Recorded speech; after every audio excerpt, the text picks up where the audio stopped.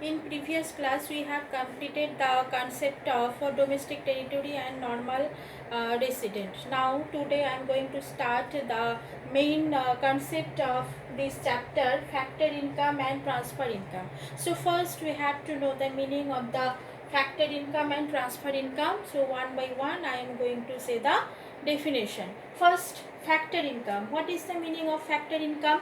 Factor income means the income received by the factors of production for rendering services. Again I repeat the definition. Factor income refers to the income received by the factor of production for rendering services. This means that for production we need four factors: land, labor, capital and organizer. So these four factors are very important factors for production. So when we pay for labor, we give wages; for land, rent, capital, interest and organizer, profit. So rent, interest, profit, these are the factor payment. So this is known as the factor income. Now next, transfer income. What is the meaning of transfer income?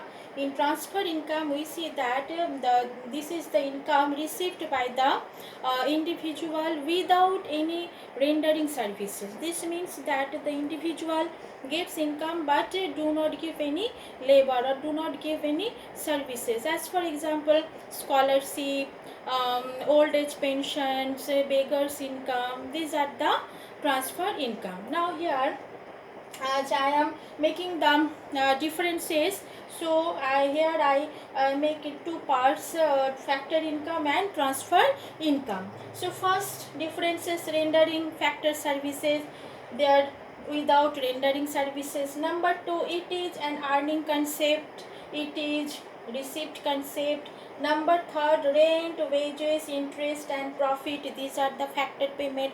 So this is the example of the factor income. Next, old age pension, scholarship, etc., these are the transfer income. Now it is included in both domestic and national income, but it is not included in domestic and national income. So these are the differences between the factor income and transfer income. Very very important. So you have to keep in mind the differences between factor income and transfer income. Now next, I am going to write the main concept of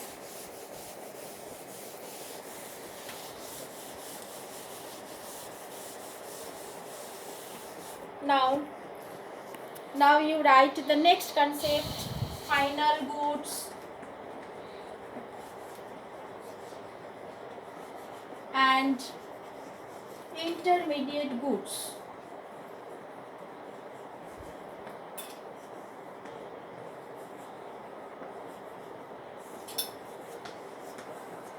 Final goods and intermediate goods. So what is the meaning of final goods? Final goods are those goods which are used for consumption purposes or investment purposes. Consumption purposes means that when the goods purchased by the household, this is known as the final goods, or when the farm purchase these goods for production purposes, then it is known as the investment purposes. As for example, we can say that when milk is purchased by the household, then it is called the final goods, but when milk is purchased by the dairy shop, then it is known as the intermediate goods. But investment purposes, when the farm used machinery, then it is known as the investment purposes. So final goods can be categorized consumption goods and the investment purposes goods.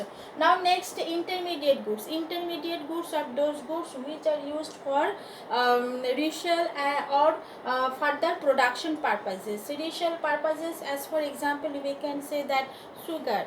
When sugar is purchased by the sweet shop, then sugar is called the intermediate goods. But when sugar is purchased by the household sector, then it is called the final goods. These are the differences between final goods and intermediate goods. Now next, final goods categorized. Number one, consumer goods.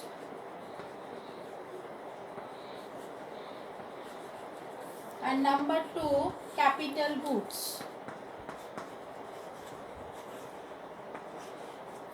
So consumer goods also categorized as durable goods, semi-durable goods,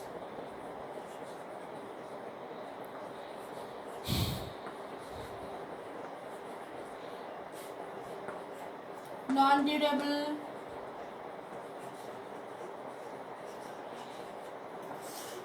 and services.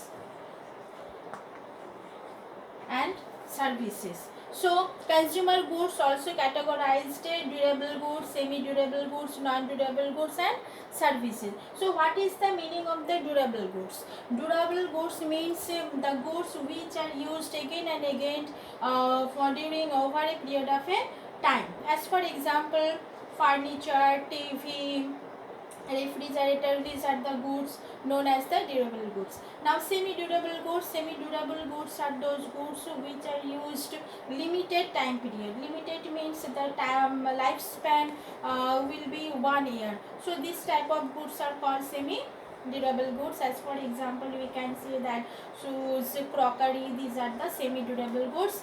And non-durable goods refers to those goods which are used single act of consumption level. This means that once time in this type of goods are used. So as for example, we can say that bread, milk, these are the non-durable goods. And services, this is the non-material goods. Non-material goods means that we cannot this type of goods are intangible.